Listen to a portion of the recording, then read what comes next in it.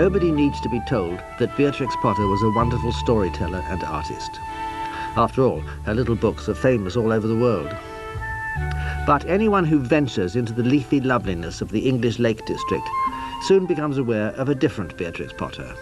Not the talented creator of so many wonderful stories for children, but the strong, determined and shrewd businesswoman who was so passionately fond of the Lake District and its way of life that she skillfully employed her wealth from writing to buy up land and farms so that they could be preserved forever. She was a pioneer supporter of the National Trust, and when she died in 1943, she left all her property to the Trust. It was a considerable bequest, and it remains one of the biggest and most significant gifts the organisation has ever received. 14 farms and 4,000 acres. Beatrix Potter fell in love with the Lake District as a young woman on a holiday visit. In 1905, she bought her first property in the tiny village of Near Sawrey, not far from Lake Windermere.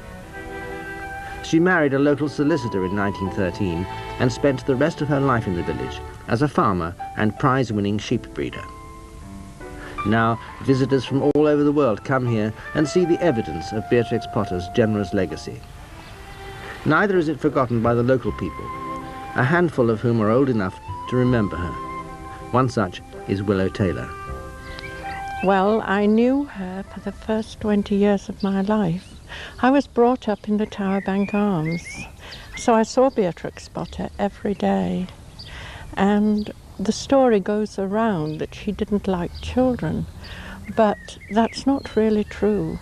She didn't understand children because you realize what sort of childhood she had in London, isolated, educated by a governess, no childhood friends. So she really didn't understand the ways of children. And as we were playing in the village, because at that time there was very little traffic coming through the village, and we used to play ball games and hopscotch and skipping and all the other children's games. When the ball went over the wall into the meadow, I would climb over to get it.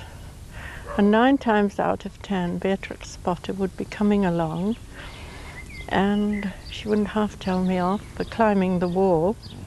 She said, "There's a gate up the road there. Why don't you go through the gate?" But for me, as a child, much more exciting to climb the wall. And she didn't like to see little girls climbing and behaving like boys. She thought we should be inside, either learning the piano or embroidering or doing some useful occupation. But having said that, when you reached teenage and she could converse with you on her level, she was quite companionable. And you know, she was an astute businesswoman, rather shrewd businesswoman. She had to be, because she had all this property, all the farms, and she was managing them all. And as you know, she bred Herdwick sheep. She had a wonderful shepherd in Tom's story.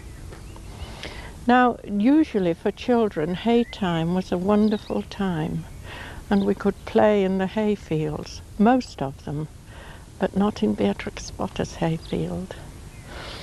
If I remember once, Tom Story's daughter went into the hayfield with him, and she immediately sent her out. But Jeff, his son, was allowed to stay in because he was a potential shepherd.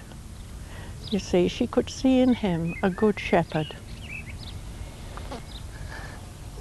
Do I get the impression then that she wasn't particularly popular here? Well, she was quite friendly with the adults and would exchange plants from the garden. She talked to my mother every day over the garden wall. What is it like to live here, sort of in the shadow of her memory, or the memory of her shadow, as it were? Well, we get lots and lots of questions asked. I mean, you only have to say that you knew Beatrix Potter, and the pen and the autograph book comes out, and you've got to sign it. And you've got to put, I knew Beatrix Potter. They think it's wonderful to talk to somebody who actually knew her.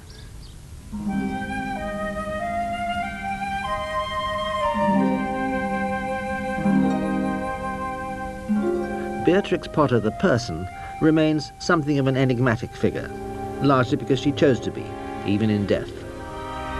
No literary pilgrim will ever find her grave. She was cremated and gave strict instructions to her shepherd that nobody should ever know where her ashes were scattered. All anyone knows is that they're somewhere here, in the Lake District that she so loved and did so much to preserve.